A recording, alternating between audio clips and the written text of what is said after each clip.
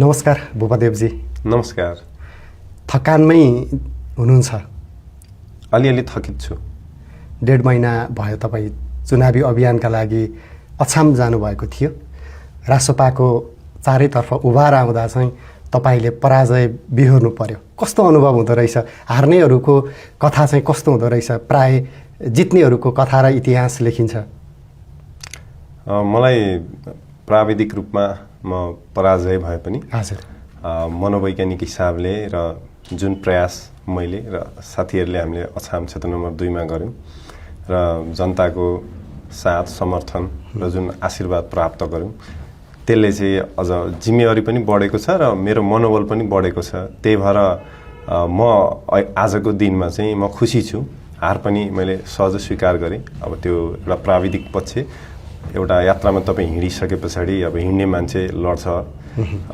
त्यही भएर मैले चाहिँ यसलाई सामान्य रूपमा ल्याएको छु र आगामी दिनको लागि चाहिँ जुन माया, विश्वास र आशीर्वाद म जन्मेको, मेरो सालनाल गाडिएको ठाउँ अछामले दिएर पठाएको छ, त्यसले थप जिम्मेवारी बोध भएको छ। अब त्यो जिम्मेवारीलाई चाहिँ अगाडि कसरी बढाउने, उहाँहरूको अपेक्षा आकाङ्क्षाहरूलाई कसरी पुरा गर्ने, त्यसतर्फ चाहिँ म मेरो सम्पूर्ण ध्यान केन्द्रित गरिरहेको छु। अब धेरै दिन त भएको छैन पराजय बेहोर्नु भएको। यो बिचमा केही समीक्षा गर्नुभयो आफूलाई कहाँ चाहिँ चुकियो यो नतिजामा भन्ने कुरामा? समीक्षा भन्ने चाहिँ मैले त्यो साथीभाइहरूसँग गर्ने एउटा सामान्य समीक्षा चाहिँ भयो। हजुर, तपाईको चाहिँ जुन परिवेशमा र आफ्नो ठाउँ मैले चुज गरेर निर्वाचन लड्दै गर्दाखेरि चाहिँ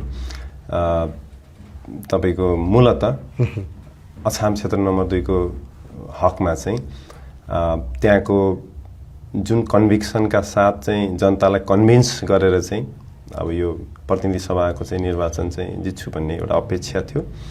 त्यो चाहिँ कहाँनिर पुरा भएन भन्दै गर्दा चाहिँ हामीले जुन लामो समयदेखि अछाम अहिले सबभन्दा गरिब जिल्ला पनि हो देशको, त्यो गरिबी, अशिक्षा र चेतनाको जुन कम स्तर छ त्यसलाई चाहिँ तोड्न सकेनौँ। भनेको पुरानै संरचनाले जुन गढ थियो त्यसलाई अझै भत्काउन सकिएन भन्ने हो? एकदमै। हाम्रो सङ्गठनात्मक स्वरूप पनि को क्षमता पनि कम थियो र हामीसँग समय पनि कम थियो। यी विविध कारणले गर्दाखेरि चाहिँ त्यो एक हिसाबको परम्परागत राजनीतिको जुन गढ छ त्यो तोड्न चाहिँ हामी यसपालि चाहिँ विफल भयौँ। हजुर, अब यो अघि तपाईँले भन्दै हुनुहुन्थ्यो त्यहाँनेरि पुग्दै गर्दा अरू उम्मेदवारहरू रासोपाको जानुभन्दा अगाडि नै तपाईँ पुगेर त्यहाँ चुनावी अभियान सुरु गरिसक्नु भएको थियो। सम्भवतः अझ अलि अगाडि जाने भित्रै पर्नुहुन्छ तपाईँ। छोटो समयमा पनि यो 1.5 महिनाको अवधिमा पनि लाई अब उम्मेदवारी दिने हो भन्ने भएपछि तपाईँ अभियानमा होमिनु भइसकेका थियो। एकदमै। त्यसलाई अभियान भन्दा पनि भेटघाट भनेर बुझौँ। किन भन्दा आफ्नो जिल्ला चाहिँ लामो समयमा चाहिँ अब कर्मथलो र काठमाडौँ पढ्ने सिलसिलामा काठमाडौँमै थिएँ। वर्षमा एकचोटि जस्तो मात्र जाने गरिरहेको स्थितिमा चाहिँ अब निर्वाचनै लड्ने, आफ्नो ठाउँ फर्केर अब आफ्नो ठाउँ बनाउनुपर्छ भन्ने जुन एउटा हुटुटी थियो, त्यही भएर चाहिँ अलिकति चाँडो गयो भने त्यो भेटघाटहरू धेरै गर्न सकिन्छ। त्यसले चाहिँ अब निर्वाचन परिणाम चाहिँ सुखद ल्याउन सकिन्छ भन्ने अपेक्षाका साथ चाहिँ केही दिन अगाडि गयो हो। अब त्यो अभियानको दौडानमा तपाईँ घर घरमा पुग्नुभयो, धेरै त्यहाँका मतदाता आम मान्छेहरूसँग, भुइँ मान्छेहरूसँग भेट्नुभयो। तपाईँले अघि पनि जोडिसक्नु भएको छ, त्यहाँ गरिबी छ, शिक्षा छ। त्यो ठाउँमा पुग्दाखेरि चाहिँ ती बाहेक उहाँहरूबाट आम मतदाताहरूले को चाहिँ के रहेछ उहाँहरूले भन्ने, बुझ्ने, उहाँहरूको बुझाइ, उहाँहरूले चाहिँ चाहनु भएको के रहेछ, के देख्नुभयो तपाईँले?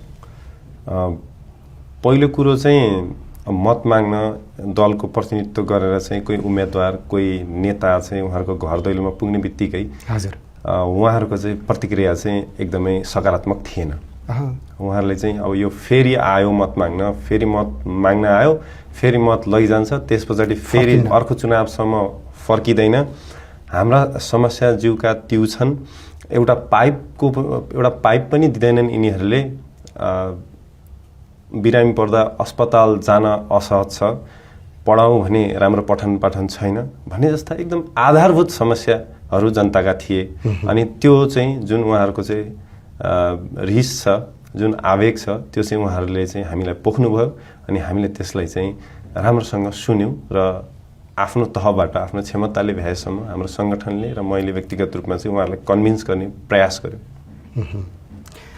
त्यस पछाडि अब चुनाव त सुरु भइहाल्यो, मतदान पनि सकिएर नतिजा पनि आइसक्यो, नतिजा आएर काठमाडौँ पनि फर्किसक्नुभयो। अब यो बिचमा चाहिँ बालेन शाहसँग पनि जोडेर तपाईँको चाहिँ जित्ने क्यान्डिडेटभित्रै पर्नुहुन्छ भनेर धेरै चर्चा पनि भयो र पनि असफल हुन चाहिँ सफल हुनुभयो भन्नु पर्यो। एकदमै, तर एकदमै राम्रो पक्ष चाहिँ यसमा के छ भन्दाखेरि हजुर, म आफ्नो जिल्लावासीको हुन पाएँ। मैले एकदमै सकारात्मक रूपमा मात्रै मत परिणामलाई लिएको छु। अब विशेष गरेर अरू जिल्लाबाट र देशैभरिबाट पनि एउटा सद्भावको रूपमा चाहिँ उहाँहरूले जुन अभिव्यक्त गर्नुभयो त्यसको लागि पनि म कृतज्ञ छु।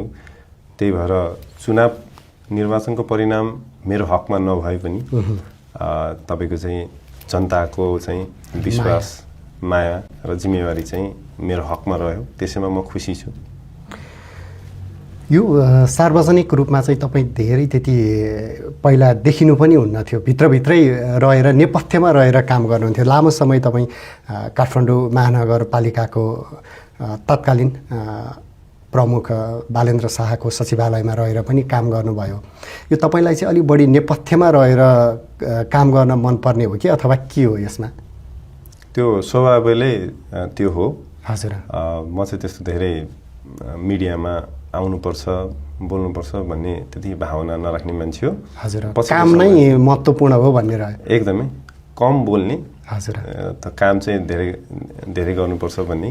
अब यो चित्रभन्दा पनि चरित्र ठिक हुनुपर्छ, नीतिभन्दा पनि नियत चाहिँ इम्पोर्टेन्ट हो भन्ने कुराहरूमा चाहिँ म विश्वास राख्छु। हजुर, त्यही भएर आफूले कर्म गरियो भने त्यसको फल चाहिँ अवश्य प्राप्त गर्न सकिन्छ भन्ने विश्वास हो मेरो। अब यो वैकल्पिक राजनीतिकै अलिकति कुरा गरौँ। धेरै दलहरू पनि थिए होइन? सानै उमेरदेखि चाहिँ तपाईँले वैकल्पिक राजनीतिको धारतिर पक्र्दै पक्र्दै आज यहाँ आइपुग्नु भएको छ। यो चाहिँ किन तपाईँलाई यो राजनीतिमा ल्याउनको लागि के कुराले प्रेरित गरेर तपाईँ प्रवेश गर्नुभयो? पहिलो कुरो चाहिँ पारिवारिक पृष्ठभूमि, परिवारको पृष्ठभूमि चाहिँ राजनीतिक थियो। हजुर, त्यसले ममा राजनीतिक चेत विकास गर्यो, त्यसले अध्ययनसँग जोड्यो। अनि राजनीतिको अध्ययन गर्ने क्रममा चाहिँ अब यो लामो समयको एउटा चाहिँ अध्ययन मोटामोटी 2007-17, त्यस पछाडि 36, अब 47-48 त्यस्तै जनयुद्ध र 62-63 को एउटा चाहिँ एनालाइसिसबाट चाहिँ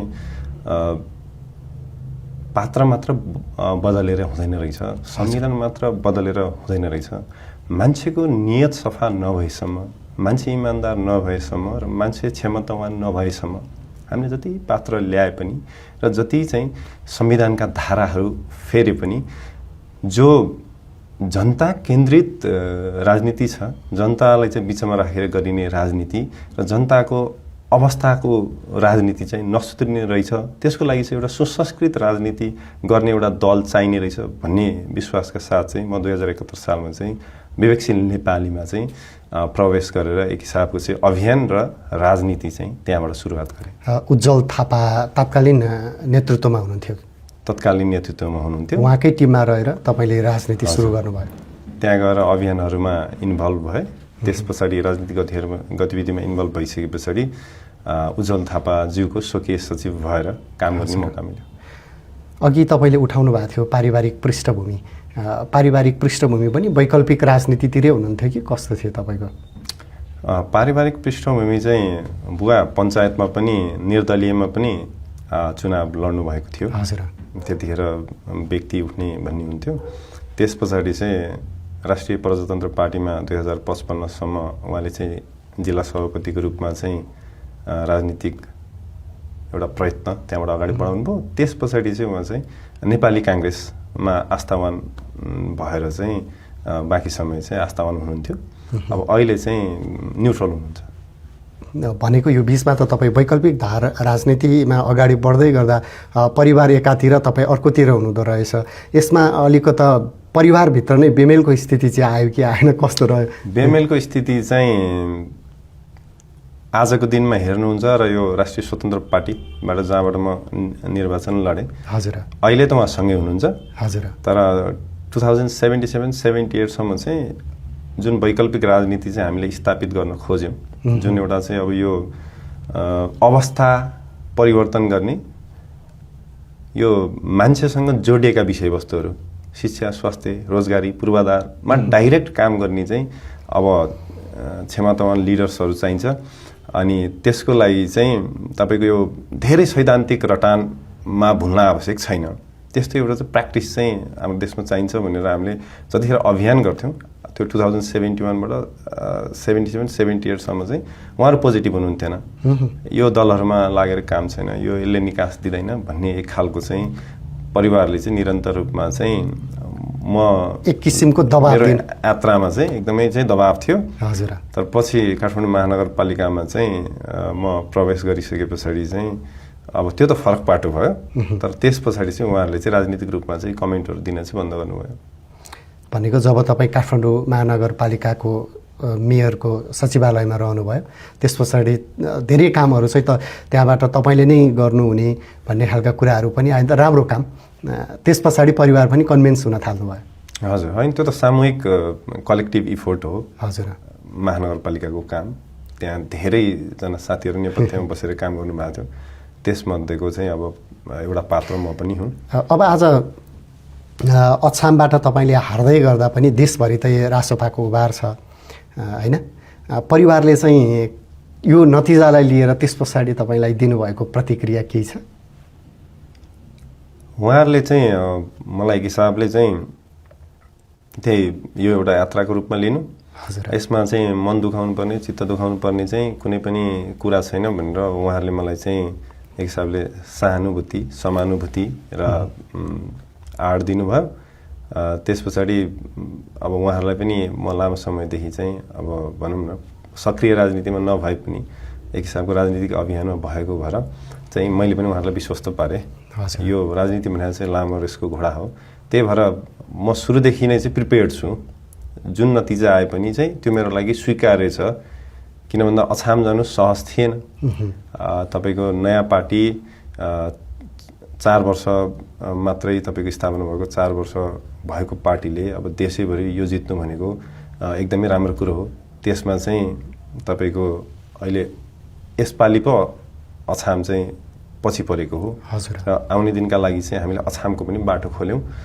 त्यस्तै अरू साथीहरूले सुदूरपश्चिममा कर्णालीमा पनि त्यो बाटो खोल्नु भएको छ। त्यही भएर भविष्य चाहिँ राम्रो छ, त्यही भएर अहिले हतोत्साहित हुनुपर्ने कारण चाहिँ म देख्दिनँ। अब परिवार, अघि तपाईँले भन्नुभयो पढाइकै सिलसिलामा तपाईँ काठमाडौँ छिरेको भन्नुभयो, उहाँ अछाममा कतिसम्म पढ्नुभयो र तपाईँ कति पढ्नको लागि चाहिँ यहाँ काठमाडौँमा छिर्नुभयो, कति क्लासबाट? हजुर, म चाहिँ अछामै 4 सम्म पढेँ। त्यस पछाडिको अध्ययन चाहिँ मैले काठमाडौँबाट गरेँ। त्यस पछाडि कर्मथलो पनि काठमाडौँमै बनाएँ। त्यो हुँदा अलिकति समय तपाईँको ग्याप अछामसँग भयो? सबै युवाहरूको जस्तै मेरो पनि ग्याप हो। हजुर। जस्तो जति पनि तपाईँ अहिले अछामको एकदमै चाहिँ भूबनोट र त्यहाँ हाम्रो जति पनि पपुलेसन छ र त्यहाँको रहन सहन र सामाजिक जुन व्यवस्था छ त्यो हेर्नुहुन्छ भने हरेक परिवारको एउटा सदस्य चाहिँ कि इन्डियामा छ, कि तराईमा छ, कि काठमाडौँमा छ, कि चाहिँ खाडीमा छ। त्यही भएर हाम्रो परिवारको पनि त्यो एक हिसाबको सेम परिदृश्य हो। अनि हामी चाहिँ सम्भव भएसम्म दसैँमा चाहिँ घर जान्छौँ। अनि म चाहिँ नियमितै जान्थेँ। अलिक पछिल्लो समय चाहिँ कार्यव्यस्तताले केही वर्षहरू चाहिँ नगा मात्रै हो। हजुर। त्यही भएर यो हाम्रो सबैको त्यो सामाजिक रहनसहनै हाम्रो त्यो खालको छ अहिले।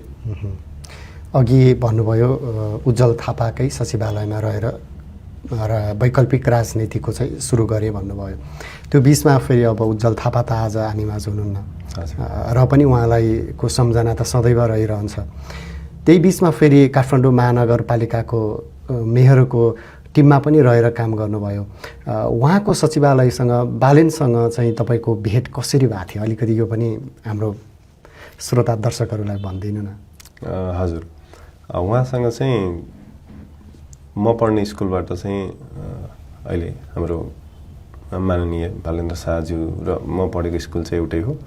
म चाहिँ 6 मा पढ्दा उहाँ चाहिँ 10 मा पढ्नुहुन्थ्यो काठमाडौँमै। हजुर हजुर लायन्स एकाडेमीमा। त्यहाँ चाहिँ त्यो सामान्य अब त्यो दाइ भाइवाला हो त्यो त्यतिखेरको भेटघाट चाहिँ। पछि चाहिँ कुनै न कुनै रूपमा चाहिँ म राजनीतिक अभियानहरूमा थिएँ अनि उहाँले चाहिँ स्वतन्त्र रूपमा चाहिँ काठमाडौँ महानगरपालिकाको चाहिँ मेयरको चाहिँ उम्मेदवारी दिइसके पछाडि अब किन नभेट्ने त, भेटौँ। अब उहाँ जस्तो युवा गर्छु भन्ने मान्छेलाई चाहिँ भेट्नुपर्छ भन्ने हिसाबले चाहिँ हाम्रो ग्रुप गएर भेटेको थियो। भेटिसके पछाडि सँगै गरौँ भनेर उहाँले भन्नुभयो। त्यो भनिसके पछाडि हामी अभियानमा जोड्यौँ। अभियानमा जोडिसके पछाडि जिम्मेवारी प्राप्त गऱ्यौँ। त्यो जिम्मेवारी निभायौँ। निभाइसके पछाडि नतिजा राम्रो आयो। नतिजा राम्रो आइसके पछाडि सँगै काम गर्ने मौका मिल्यो। भनेको स्कुलमैदेखि नै तपाईँहरूको राम्रो चिन्जान थियो कि? स्कुलमा त्यो दाइ भाइवाला चिन्जान दाइ भाइवाला। पछि चाहिँ यो जब उहाँ महानगरमा उठ्नुभयो त्यस पछाडि चाहिँ तपाईँ आफै अभियानमा सघाउनुपर्छ, उहाँ जतिको मान्छेलाई जिताउनुपर्छ भनेर होमिनु भयो? एकदमै द्विपक्षीय बैठक थियो हाम्रो अरू साथी। त्यति बेला त तपाईँ विवेकशीलमा छिरिसक्नु भएको थियो? म विवेकशीलमै थिएँ त्यतिखेर। विवेकशीलको चाहिँ हाम्रो ग्रुपले चाहिँ उहाँलाई सघाउने निर्णय गर्यो। महानगरको मेयरमा चुनावी अभियानमा होमिनु भएको थियो? हजुर हामी मजाले लाग्यौँ त्यस पछाडि। तपाईँ उहाँबाट पढ्नको लागि चाहिँ गाउँबाट चाहिँ यही पोलिटिक्स नै गर्छु भन्ने सोचेरै काठमाडौँ छिर्नु भएको थियो कि कस्तो थियो त्यो यात्रा चाहिँ? त्यो यात्रा पोलिटिक्स गर्छु भन्ने थिएन। हजुर। त्यो चाहिँ त्यो बाआमाको एउटा इच्छा, राम्रो पढोस् छोराले भन्ने हिसाबले काठमाडौँ ल्याइ पुर्यायो। हजुर। त्यस पछाडि यहाँ मूलतः चाहिँ पढ्नुपर्छ, पढे पछाडि पछि सबै हुन्छ भन्ने खालको चाहिँ स्कुलिङ थियो क्या हाम्रो। पहिला पढ्ने हो, त्यस पछाडि चाहिँ भविष्यमा के गर्ने चाहिँ सोच्ने हो भन्ने थियो। जस्तो तपाईँलाई क्रिकेटर फुटबलर बन्न मन लाग्यो, त्यो हाम्रो परिवारले मैले क्रिकेटर बन्न मन लाग्यो भनेर मैले भने ब्याचलरसम्म पढ्नुपर्छ अनि बन्लास् क्रिकेटर। जस्तो मलाई कराते खेलाडी बन्न मन लाग्यो भने चाहिँ पढ्न 12सम्म पढ, ब्याचलर पढ अनि त्यस पछाडि प्र्याक्टिस गर्नु भन्ने थियो। भनेको चाहिँ अलिकति यो कुनै पनि प्रोफेसनमा जाँदै गर्दाखेरि चाहिँ त्यो चाहिँ यङ एजबाट नि त्यसको तयारी गर्नुपर्छ भन्ने सोच थिएन। त्यही भएर चाहिँ त्यतिखेर चाहिँ पहिला पढ्ने अनि त्यस पछाडि चाहिँ जेमा राम्रो भयो त्यतातिर लाग्ने भन्ने थियो। त्यस पछाडि त्यही हिसाबले मैले पढेँ पहिला। परिवारले तपाईँलाई हेर्न चाहेको चाहिँ त्यति बेला उहाँहरूले चाहिँ सकेसम्म चाहिँ डक्टर हुनुपर्छ, हजुर, डक्टर हुन सकेन भने इन्जिनियर हुनुपर्छ भन्ने उहाँहरूको अपेक्षा थियो। त्यतातिर प्रयास गर्नुभयो? मैले प्रयास गरेँ। हजुर। मैले 11-12मा साइन्स पढेँ। साइन्स पढिसके पछाडि मैले के थाहा पाएँ भन्दाखेरि अब चाहिँ साइन्स नपढ्नु पर्ने रहेछ भनेर थाहा पाएँ। त्यस पछाडि मैले त्रिचन्द्रमा चाहिँ ह्युम्यानिटिज जोइन गरेँ, म्याथमेटिक्स र इकोनोमिक्समा।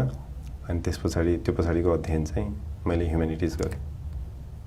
किन तपाईँले अघि त्यो जुन विषय पढ्दा पढ्दै यो चाहिँ मेरो होइन रहेछ भन्ने पहिचान गर्नुभयो? त्यसको पछाडिका कारणहरू चाहिँ के हुन्? त्यो गट फिलिङ, त्यो कान्ट गेट अलङ भन्छ नि। हजुर।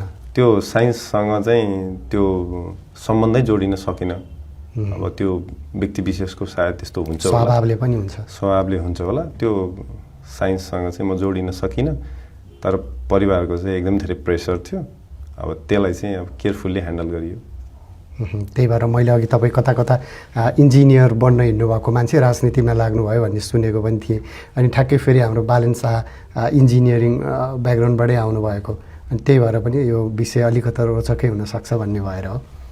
+2 पछाडि त्यो इन्जिनियरिङको इन्ट्रान्स क्लास पनि लिएको हो। हजुर। तर इन्जिनियरिङ चाहिँ अब मेरो बाटो होइन भन्नेमा चाहिँ म स्पष्ट भइसकेको थिएँ। सामाजिक विषय नै बढी उठाउनुपर्छ भन्ने भयो। सामाजिक विषय, त्यस पछाडि त्यसलाई चाहिँ कुनै न कुनै हिसाबले चाहिँ राजनीतिसँग त्यो जोडियोस् भन्ने थियो। त्यस पछाडि तपाईँको यात्रा? त्यस पछाडि यात्रा चाहिँ विशेष गरेर हामी चाहिँ गन्थन मन्थनमा धेरै भेट्थ्यौँ। जस्तो वाल्मिकीमा भेट्ने, यो रत्नराज्यमा भेट्ने, त्यस्तै भिरगुटी मण्डपमा भेट्ने, त्रिचन्द्रमा भेट्ने हाम्रो जो साथीहरू हुन्थे। अनि त्यतिखेर त्यति धेरै ज्ञान थिएन राजनीतिको, तैपनि हामीले आफूले जाने बुझेको कुराहरू त्यहाँ सेयर गर्थ्यौँ। त्यसले चाहिँ राजनीतिक चेतलाई चाहिँ विकास गर्दै लग्यो। त्यस पछाडि झन् अध्ययन गर्न मन लाग्यो। त्यही भएर अब हामीले कोर्सको किताबहरू मात्र होइन कि थप किताबहरू पनि पढ्न थाल्यौँ। त्यसले अलिअलि परिपक्व बनाउँदै लग्दै गयो। अब कति परिपक्व भयो त थाहा छैन, तर त्यतिखेरको चाहिँ याद गर्दाखेरि चाहिँ ओहो हामी पनि केही जान्दछौँ भन्ने खालको चाहिँ बनाएको थियो। तर जति पढ्दै गयो केही जाने छैन भन्ने पनि फेरि फिल गराउँदै पनि गयो। त्यहाँमाथि फेरि तपाईँहरू उज्जवल थापाको स्कुलिङबाट चाहिँ आउनुभएको, अलिक फरक सोच फरक धार राख्नुहुने भन्ने पनि त फेरि एउटा समाजमा त त्यो पनि बुझाइ छ नि त फेरि।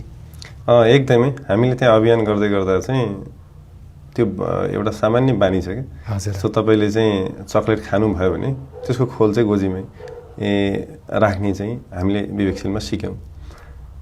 देश बनाउनको लागि ठुला कुरा गर्ने होइन भन्ने चाहिँ एउटा चाहिँ सिम्बोलिक अर्थ चाहिँ त्यो थियो। त्यस पछाडि आजको दिनमा पनि मैले केही खाएँ भने म गोजीमै राख्छु, त्यसको चाहिँ खोल चाहिँ गोजीमै राख्छु कि। त्यही भएर चाहिँ परिवर्तन भनेको सानोतिनो कुराहरूबाट हुने हो। ठुलो ठुलो सपना देखाएर ठुलो ठुलो आशा देखाएर चाहिँ परिवर्तन चाहिँ हुने होइन भन्नेमा चाहिँ त्यो विश्वास भयो। त्यस पछाडि म विद्यार्थी राजनीतिमा जोडिइनँ।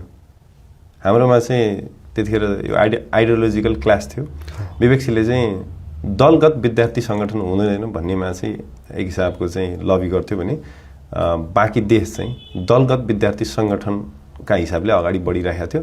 अनि त्यस पछाडि दलगत चाहिँ हुनु भएन, आइडियोलोजिकल हिसाबले चाहिँ हुन पायो। जस्तो यो डेमोक्रेट स्टुडेन्टहरूको चाहिँ ग्रुप अनि लेफ्टिस्टहरूको ग्रुप हुन पायो। उनीहरूले चाहिँ अब वैचारिक चाहिँ एक हिसाबको चाहिँ विचार व्यक्त गर्न पाए, वाद विवाद गर्न पायो, डिबेट गर्न पायो। तर पार्टीकै दलगत सङ्गठन चाहिँ हुनुहुँदैन भन्ने हिसाबले त्यसपछि म विद्यार्थी राजनीतिमा चाहिँ त्यसले आकर्षित मलाई गरेन। अनि विवेकशीलतिरै चाहिँ थप मोटिभेट गर्यो र त्यस पछाडि राजनीतिक रूपमा चाहिँ त्यहीँ सक्रिय भइयो।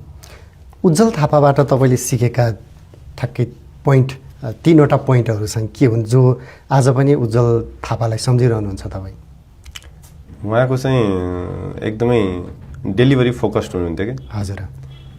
प्रोमिस चाहिँ एकदम कम गर्ने तर डेलिभर चाहिँ हाई गर्ने एउटा बानी थियो।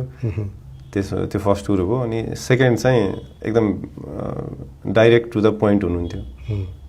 जस्तो हाम्रो कस्तो छ भन्दा भूमिका भन्ने चलन छ, समाजकै भूमिका भन्ने चलन छ।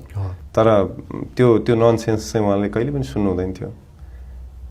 अनि हाम्रो चाहिँ कस्तो छ भन्दा केही काम दियो भने गर्न सकिएन भने हामी चाहिँ एकदमै बहाना बनाउँछौँ नि त, होइन भयो कि भएन मात्र सोध्ने हो कि। अनि त्यो भयो। अर्कै चाहिँ उहाँ चाहिँ एकदम बोल्ड क्यारेक्टर नै हुनुहुन्थ्यो। अर्को चाहिँ एकदम मिडियालाई त्यति मिडियामा आफू हुनुपर्छ तर मिडिया मात्र सबै थोक होइन भन्ने त्यो एउटा राम्रो नेचर थियो। जस्तो पार्टी कार्यालयमा कसैले फोटो खिच्न खोजे भने उहाँ खासै फोटो खिच्नु हुँदैन थियो। यो इम्पोर्टेन्ट होइन, तिमीहरू काम गरेर सिक, त्यो इम्पोर्टेन्ट हो भन्नुहुन्थ्यो। अनि धेरै थियो उहाँहरूका कुरा। अब यो भन्दै जाँदाखेरि त लामो हुन्छ। त्यही भएर उहाँको डकुमेन्ट्री नै बनिएको छ। अब उहाँसँग जोडिएर यहाँ आइपुग्दाखेरि चाहिँ अब आजको दिनमा यो जुन रासोपाले ल्याएको नतिजा छ त्यो नतिजाको सँगसँगै उहाँ पनि भइदिएको भए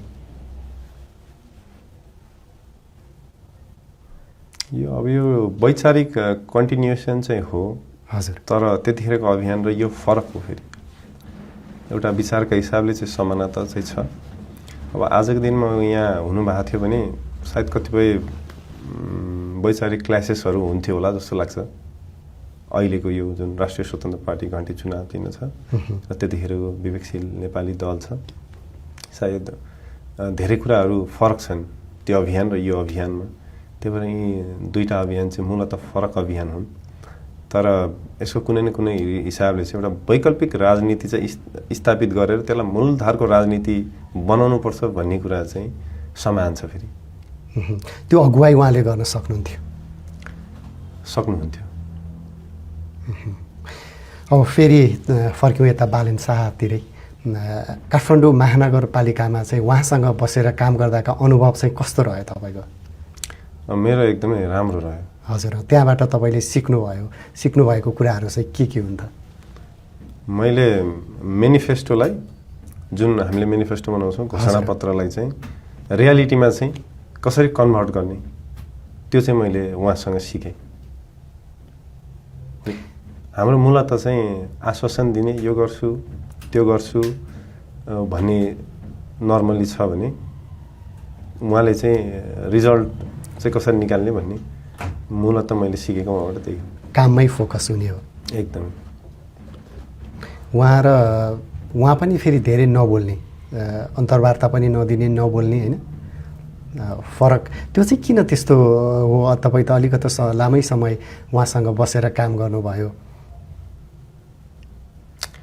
काम बोलिसके पछाडि मान्छे बोलिरहनु पर्दैन भन्ने नै हो मूलत। भनेको काम नै महत्त्वपूर्ण कुरा हो भन्ने रह्यो यसमा। एकदमै। त्यो बाहेक अरू उहाँबाट चाहिँ सिक्नुपर्ने कुरा के? एकदम उहाँबाट त एकदम इमान्दारिता हो उहाँबाट सिक्नुपर्ने। हजुर। अर्को भनेको चाहिँ यदि तपाईँको चाहिँ स्पष्ट नियत छ भने हजुर तपाईँले यो दुनियाँमा जे पनि गर्न सक्नुहुन्छ भन्ने चाहिँ कुरा चाहिँ उहाँबाट सिक्न सकिन्छ। झापा 5मा म पनि पुगेको थिएँ। त्यहाँको धेरै मतदाताहरूसँग पनि कुरा गरेँ अनि उहाँको टिमसँग पनि कुरा भयो। उहाँले भोट पनि माग्नु भएन। उहाँले त्यहाँनिर म उम्मेदवार हुँ भनेर सामाजिक सञ्जालमा पनि लेख्नु भएन। त्यहाँ धेरै मतदातासँग कुरा गर्दा उहाँले एक भोट पनि माग्नु भएन, मात्र माग्नुभयो काम के छ काम दिनुहोस्, अथवा के समस्या छ त्यो समस्या भन्नुहोस्, त्यो समस्याको समाधान के हो त्यो पनि भन्नुहोस्, बरु त्यसको समाधान चाहिँ कसरी गर्ने हो त्यो खोजौँ भनेर घर घरमा बस्ती बस्तीमा पुग्नु भएछ। त्यसको पनि प्रशंसा भएको थियो कि झापामा। भनेको महानगरमा पनि त्यसै गरी नै बित्यो। महानगरमा त एकदमै तपाईँको समस्याहरू आइपुग्यो भने हामीले चाहिँ त्यसको पहिला चाहिँ सर्जरी गर्थ्यौँ। हजुर। के कस्तो समस्या हो पहिला त महानगरपालिकाको क्षेत्राधिकारमा छ कि छैन। महानगरपालिका विशेष गरेर उहाँलाई आशा गरेर जस्तो अदालतको काम ल्याएर पनि त्यही आउनुहुन्थ्यो कि। जस्तो अदालतमा दुःख पाइरहेका मान्छेहरू, मन्त्रालयमा दुःख पाइरहेका मान्छेहरू, सरकारका अरू संयन्त्रमा दुःख पाइरहेका धेरै मान्छेहरू आउनुहुन्थ्यो। त्यस पछाडि महानगरपालिकाको क्षेत्राधिकार पर्ने काम हो भनेर चाहिँ हामीले निर्कल गरिसके पछाडि त्यो काम कुन विभागबाट हो त्यो हामीले स्ट्रिमलाइन गरिदिन्थ्यौँ। त्यस पछाडि उहाँसम्म पुग्ने काम मात्रै हामीले चाहिँ पठाउने गरेका थियौँ सचिवालयमा पनि। त्यही भएर उहाँको चाहिँ एकदम समस्या सुन्ने, त्यस पछाडि समाधान उन्मुख भइहाल्ने। हजुर। तपाईँको हामीले डे टु डे त्यहाँ काम गर्दै गर्दाखेरिको एउटा चाहिँ उदाहरण छ। जस्तो वडाध्यक्षज्यूहरू आउनुहुन्थ्यो सिफारिस ल्याएर, वडामा यो चाहियो अथवा वडामा चाहिँ यो समस्या छ भनिसके पछाडि उहाँले ल्याएको सिफारिस चाहिँ उहाँले पहिला साइन गर्नुहुन्थ्यो अनि त्यो 30 सेकेन्डमा चाहिँ त्यो सकिन्थ्यो काम। त्यस पछाडि वडाध्यक्षज्यूहरूसँग अरू विषयमा कुरा हुन्थ्यो कि भने केही गर्नुपर्ने छ, राम्रो हुन्छ भन्ने विषयमा कुनै पनि रोकटोक चाहिँ थिएन। भनिसकेपछि कामको विषय चाहिँ एकदम हाई लेभल प्रायोरिटीमा उहाँले राख्नुहुन्थ्यो अनि काम विशेषैमा चाहिँ उहाँको चाहिँ फुल फोकस हुन्थ्यो। अब काठमाडौँ महानगरपालिकामा हुँदाहुँदै अब परिस्थिति यसरी आयो कि जेएनजी आन्दोलन पछाडि केही जगमा चाहिँ प्रतिनिधि सभाको चुनाव हुने भयो। उहाँहरू पनि तपाईँहरू पनि अब बारेन शाह पनि चुनावमा होमिनु भयो। तर त्यहाँ काठमाडौँ महानगरपालिकामा रहिन्जेलसम्म चाहिँ के काम भयो भन्ने कुरा पनि अन्तिम समयमा भन्ने समय नै रहेन, किनभने थोरै समय थियो। खासमा चाहिँ महानगरमा हुँदाखेरि तपाईँहरूले गरेका कामहरू चाहिँ के थिए जो आज पनि कुरा गर्न मिल्ने खालका कामहरू? जस्तो पहिलो चाहिँ हजुर अनाधिकृत संरचनाहरू हटाउने र हस्तक्षेप गरेकाहरूलाई चाहिँ क्लियर गर्ने काम, त्यो चाहिँ हामीले 250 भन्दा धेरै रोपनी चाहिँ जुन फिर्ता ल्यायौँ। त्यो पहिला चाहिँ तपाईँको चाहिँ पावरको प्रभावले चाहिँ तिनीहरू चाहिँ अतिक्रमण गरिएका थिए।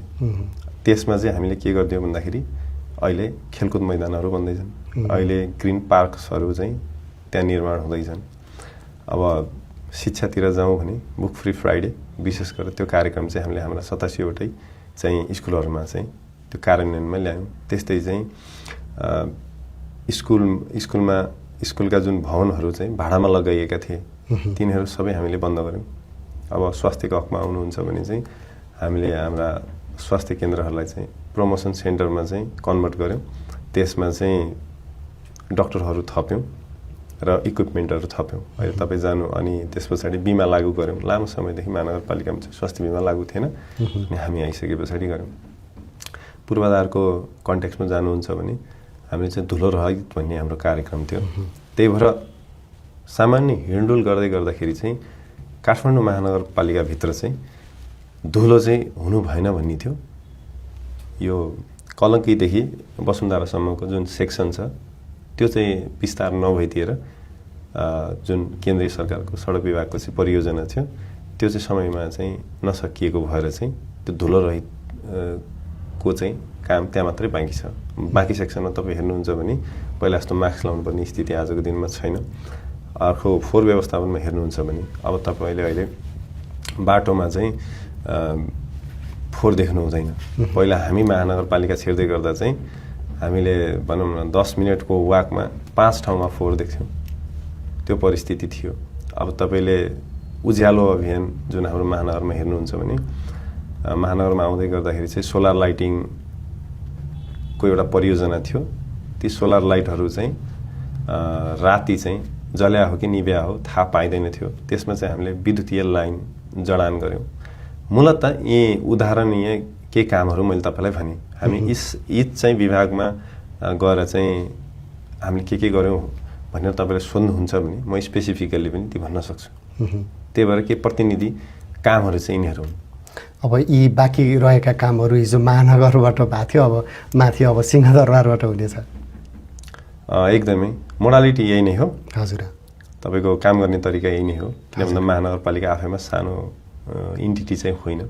यसमा 16वटा विभाग, 32वटा चाहिँ तपाईँको चाहिँ महाशाखा, 56वटा शाखा, 87वटा स्कुल, 35वटा स्वास्थ्य प्रवर्धन केन्द्र, तपाईँको 2500 भन्दा धेरै कर्मचारीहरू, त्यस्तै आफैमा चाहिँ नगर प्रहरीको व्यवस्था छ। भनेपछि यो ठुलो एउटा इन्टिटी हो। अब यसको सालाखाला सुदूरपश्चिम जतिको चाहिँ वार्षिक बजेट छ। त्यही भएर महानगरपालिका यो मात्र होइन कि विश्वमै भएको क्यापिटल सिटीमा को मेयरहरू चाहिँ भावी त्यसको चाहिँ कार्यकारी प्रमुखको चाहिँ एक हिसाबको चाहिँ दावेदार हुने चलन चाहिँ विश्वभरि नै छ। त्यही भएर यहाँ गरिसकेको अनुभवले चाहिँ भोलिका दिनमा काम गर्दै गर्दाखेरि चाहिँ धेरै सहज हुन्छ। अब चुनाव पनि लडेर आउनुभयो, मतदाताको घर घरमा पनि पुग्नुभयो, काठमाडौँ महानगरपालिकाभित्रै रहेर पनि त्यहाँ भएका के समस्या छन्, कसरी समाधान गर्ने भन्ने पनि तपाईँले थाहा पाइसक्नुभयो। अब तत्कालै बन्ने सरकारले चाहिँ गर्नुपर्ने कामहरू चाहिँ के रहेछन् भन्ने कुरा केही आइडेन्टिफाई गर्नुभयो तपाईँले यो बिचमा? यसमा नयाँ गर्नु पनि केही छैन। हाम्रो जुन वार्षिक नीति तथा कार्यक्रम छ त्यसको इमान्दार तरिकाले नियत सफा राखेर पूर्ण रूपमा चाहिँ सुशासन कायम गरेर तिनलाई चाहिँ कार्यान्वयन तहमा लगे पछाडि मात्र पनि तपाईँको चाहिँ जनता चाहिँ अलिक सन्तुष्ट हुने स्थिति छ। फर इक्जाम्पल काहीँ केही घटना घट्यो, अब पीडित र पीडक त हुन्छ, त्यो पीडितले समयमा न्याय पाउनु पऱ्यो। कि 2 वर्षमा बन्ने सडक 2 वर्षमै बन्नु पऱ्यो। यति हो जनताले चाहेको, अरू केही पनि होइन। अब कामहरूको पनि अब विभाजन हुन्छ, स्थानीय तहले गर्ने होइन। जस्तो पाइप अब अहिले राष्ट्रिय स्वतन्त्र पार्टीकोलाई चाहिँ अब अछामको जनताले पाइप माग्नुहुन्छ भने हामी दिन सक्दैनौँ, त्यो स्थानीय तहको काम भयो। त्यस्तै चाहिँ सहायक बाटो चाहिँ बनाइदियो भन्नुहुन्छ भने त्यो हामीले सक्दैनौँ, त्यो प्रदेश सरकारको काम भयो। तर मूल जुन मध्य पहाडी हाइवेमा चाहिँ अब त्यो पटलहरू छ, अब त्यो चाहिँ त्यो बाटो बिग्रेको छ भनौँ न, एउटा 5 किलोमिटरको सेक्सन चाहिँ बिग्रिएको छ, त्यो चाहिँ समयमै मर्मत समार भएन भने अब त्यो चाहिँ हामीलाई भन्नु पऱ्यो। त्यो चाहिँ हामीले 30 दिन लाग्छ, 30 दिनमै त्यो कार्यान्वयनमा लगेर चाहिँ त्यो मर्मत समार हामीले गर्न सक्छौँ। जुन सरकारको क्षेत्राधिकारभित्र पर्छ त्यो सरकारले तत्कालै काम गर्नु पर्यो। हो, अर्को हामीले सहजीकरणमा पनि प्रदेश सरकारले जुन हिसाबको चाहिँ केन्द्र सरकारको चाहिँ सहयोग विगतका दिनहरूमा पाएको थिएन, स्थानीय तहले पाएको थिएन, त्यसमा चाहिँ हामीले उहाँहरूको अधिकार जो हो त्यो अधिकारलाई चाहिँ हामीले नछोएर पूर्ण रूपमा चाहिँ त्यो सहअस्तित्व र समानताको मोडलबाट चाहिँ हामी उहाँहरूसँग पनि काम गर्न तयार छौँ। हिजो स्थानीय तहमा हाम्रो अधिकार ल्याऊ भनेर भन्नुपर्ने अवस्थामा हुनुहुन्थ्यो, अब तपाईँहरू आफै अब अधिकार दिनुपर्ने ठाउँमा पुग्दै हुनुहुन्छ। एकदमै कतिको चुनौती महसुस गरिरहनु भएको छ? चुनौती भन्दा यसलाई जिम्मेवारीको रूपमा लिनुपर्छ जस्तो लाग्छ। हजुर 182 सिट 275मा 2/3 नजिक जुन एउटा जनादेश चाहिँ जनताले दिनुभएको छ, यो ठुलो जिम्मेवारी हो। यो सामान्य होइन। नेपालको इतिहासमा चाहिँ जुन जतिजनाले चाहिँ राष्ट्रिय स्वतन्त्र पार्टीलाई भोट हाल्नु भएको छ, समानुपातिकको पनि मत हामीले हेऱ्यौँ भने यो नेपालको इतिहासमा फर्स्ट टाइम हो।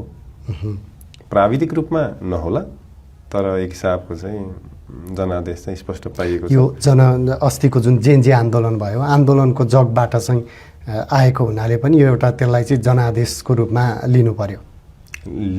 स्पष्ट रूपमा चाहिँ आन्दोलनमा जुन असन्तुष्टि अभिव्यक्त गरिएको थियो, हजुर, त्यो चाहिँ जनताले राष्ट्रिय स्वतन्त्र पार्टीलाई विश्वास गरेर यो दलबाट चाहिँ हाम्रा एजेन्डाहरू चाहिँ पुरा हुन्छन् भनेर चाहिँ विश्वास गरेर चाहिँ मतदान गरिदिनु भएको छ। त्यही भएर यसलाई चाहिँ यो ठुलो जिम्मेवारी हो।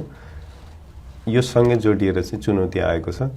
त्यही भएर राष्ट्रिय स्वतन्त्र पार्टीले चाहिँ अब हामीले प्रोमिस गरे जस्तै आगामी दिनमा चाहिँ एउटा स्पष्ट खाका बनाएर प्लान बनाएर चाहिँ त्यसलाई चाहिँ कार्यान्वयन गर्नुपर्छ। कतिपय रासोपाकै नेताहरूले भनिरहनु भएको छ कि यो त हामीले सोचेको भन्दा बढी पो मत पायौँ भन्ने खालको टिका टिप्पणीहरू पनि त्यहाँ भित्रभित्रै हामीले पाइरहेछौँ, कुरा पनि गर्नुहुन्छ। तपाईँको चाहिँ आफ्नै बुझाइमा यो खालको मत आउँछ भन्ने अपेक्षा थियो कि कस्तो थियो सुरुमा चाहिँ? मैले मनोनयन अगाडि पनि हजुर सरकारसँगको एउटा अन्तर्वार्तामा भनेको थिएँ 2/3 नजिक हामी पुग्छौँ भनेर। त्यो देशैभरि जस्तो राष्ट्रिय स्वतन्त्र पार्टी, त्यस्तै हाम्रो बालेन शाहज्यू एक ठाउँमा आइसके पछाडि देशैभरि जुन माहौल बनेको थियो, त्यसले चाहिँ स्पष्ट रूपमा चाहिँ एउटा शक्तिशाली सरकार चाहिन्छ भन्ने जनताले त्यो अनुभूत गरेका थिए। त्यो चाहिँ उहाँले चाहिँ आफ्नो अभिमत मार्फत, मत मार्फत चाहिँ अभिव्यक्त गर्नुहुन्छ जस्तो चाहिँ मलाई व्यक्तिगत रूपमा चाहिँ लागेको कुरो हो। यो मत चाहिँ आक्रोश, आशा सबै मिसिएर आयो एकदम। अब यो जेएनजी आन्दोलनलाई पनि त बिर्सन भएन। यही आन्दोलनको जगमा चाहिँ यो चुनाव भएर आज यो परिणाम आएको छ। अब उहाँहरूको मुद्दालाई चाहिँ कसरी सम्बोधन गर्ने होला? विशेष गरेर जेएनजी र नेपाली जनताको मुद्दाहरू चाहिँ अब राष्ट्रिय स्वतन्त्र पार्टीले अगाडि बढाउने हो। जेएनजीको विषयमा कुरा गर्दै गर्दा चाहिँ उहाँले चाहिँ नेपाल सरकारसँग चाहिँ सम्झौता गर्नुभएको छ। त्यो सम्झौतालाई चाहिँ अब कार्यान्वयन गर्ने चाहिँ अब यो जननिर्वाचित सरकारले हो। यो तपाईँको नागरिक सरकारले चाहिँ त्यो कार्यान्वयन गर्न मिल्दैन थियो, सक्दैन पनि थियो। त्यो चाहिँ जननिर्वाचित सरकारले चाहिँ ती एजेन्डाहरूलाई अगाडि बढाउनुपर्छ। अब जति पनि बाँकी काम छन् अब आउने सरकारले गर्ने भयो। यो छानबिन कमिटीको प्रतिवेदन होस्, जेएनजीहरूले माग गरिरहनु भएको छ नि त, यो प्रतिवेदन सार्वजनिक हुनु पर्यो, यो हुनु पर्यो, त्यो हुनु पर्यो भनेपछि अब आउने सरकारले नै यसलाई अगाडि लैजाने हो। एकदमै हो। अब यो तपाईँ चुनाव लड्दै गर्दाखेरि जानु अगाडि नै भर्खरै रासोपासँग चाहिँ एकताको उसमा जानुभएको थियो, वार्ता कमिटीमा पनि रहेर काम गर्नुभयो, तपाईँले नै सहजीकरण गर्नुभयो, सबैलाई एकै ठाउँमा लिएर आएर तपाईँ चाहिँ अछाम हानिनु भएको थियो त्यो बेलामा। अझै ती कामहरू चाहिँ एकताका कामहरू पनि बाँकी नै छन्। एक हिसाबले प्राविधिक रूपमा सहमति त भयो, तर भित्र जुन पार्टीभित्रका जुन तह र तबकामा हुनुपर्ने हो त्यो काम अझै बाँकी छ। त्यो चाहिँ कहाँ पुग्यो, के हुँदैछ? अब समायोजनको काम चाहिँ हामीले पज गरे हो। हजुर, निर्वाचनमा होमिनुपर्ने समयको अभावले गर्दाखेरि चाहिँ यो उम्मेदवारी टुङ्गो लगाउने समानुपातिक फर्स्टमा चाहिँ समानुपातिक लिस्ट टुङ्गो लगाइयो। त्यस पछाडि समायोजनको विषयमा मोटामोटी एउटा खाका बन्यो। तुरुन्तै चाहिँ प्रत्यक्षतर्फ लड्ने उम्मेदवारज्यूहरूको विषयमा चाहिँ पार्टी प्रवेश गरिसके पछाडि पज गरियो। अब समायोजनको काम चाहिँ अब बढ्छ अगाडि। तपाईँ त सहमहामन्त्री पनि हो नि त रासोपाको त। पार्टी कार्यालयमा चाहिँ यो एकता पछाडि कति पटक पुग्नु भयो तपाईँ त्यहाँनिर? म एकदम धेरै पटक पुगेँ। हजुर, भनेको आफ्नो कामहरू अब पार्टी अफिसबाटै सुरु भइसकेको छ। एकदमै। म चाहिँ सहमहामन्त्री प्रस्ताव भइसके पछाडि र केन्द्रीय समितिको चाहिँ प्रमाणपत्र लिइसके पछाडि म दैनिक जसो हाम्रो पार्टी कार्यालय जान्थेँ। त्यस पछाडि चुनाव लड्न चाहिँ अछाम गइसके पछाडि चाहिँ त्यो पाता लिएको हो। हजुर, अब यो कति धेरै अब विजय हुनुभएको छ, त्यहाँनिर समायोजनमै जानुपर्ने, विजय हुनुपर्ने, विजय भएर आउनुभएका सांसदहरू हुनुहुन्छ, उहाँहरूसँग पनि एकअर्कासँग पनि कतिको त परिचय नै भएको छैन। अब त्यो काम बिस्तारै हुँदै जान्छ कि के छ? सबैजनाको जिम्मेवारी गर्नुपर्ने काम स्पष्ट छ। हजुर, त्यही भएर सबैलाई चिन्नुपर्छ भन्ने आवश्यकता पनि छैन। सबैजना चाहिँ देश निर्माण गर्ने, सुशासन र विकासको चाहिँ जुन म्यान्डेट छ त्यसलाई अगाडि बढाउन र समुन्नत नेपाल कसरी बनाउने भन्ने स्पष्टै छ। त्यही भएर सबैजनाले चाहिँ आफ्नो जिम्मेवारीहरू पुरा गर्नेतर्फ अगाडि बढ्नुहुन्छ जस्तो लाग्छ।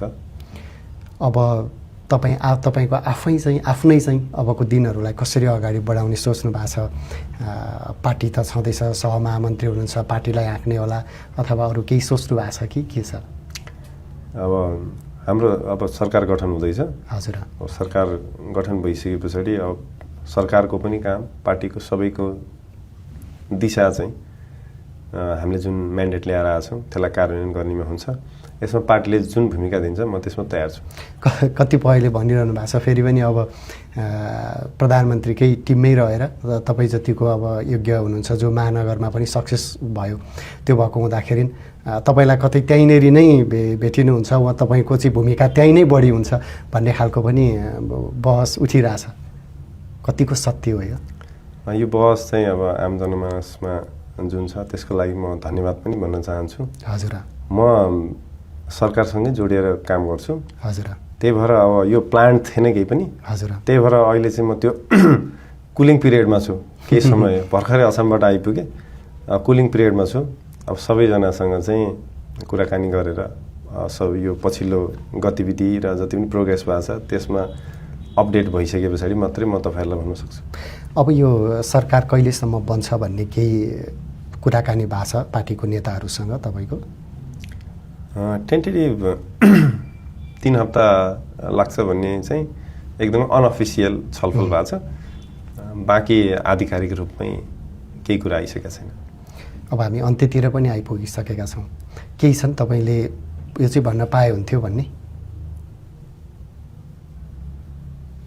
म त अब सर्वप्रथम त अब नेपाली जनता जसले चाहिँ राष्ट्रिय स्वतन्त्र पार्टीलाई विश्वास गरिदिनु भयो, हजुर, पार्टीका नेता रवि लामी छानेज्यू, वरिष्ठ नेता बालेन शाहज्यू लाई विश्वास गरिदिनु भयो र 2/3 नजिक जुन मतादेश दिनुभयो, जनादेश दिनुभयो, त्यसको लागि चाहिँ हृदयदेखि नै धन्यवाद भन्न चाहन्छु। अब आगामी दिनमा पनि हामीले एकदम इमान्दारितापूर्वक चाहिँ काम गर्छौँ र यहाँहरूको पनि यो साथ समर्थन चाहिँ रहिरहोस् भन्न चाहन्छु। हुन्छ, हस्, धन्यवाद। धन्यवाद। हस्।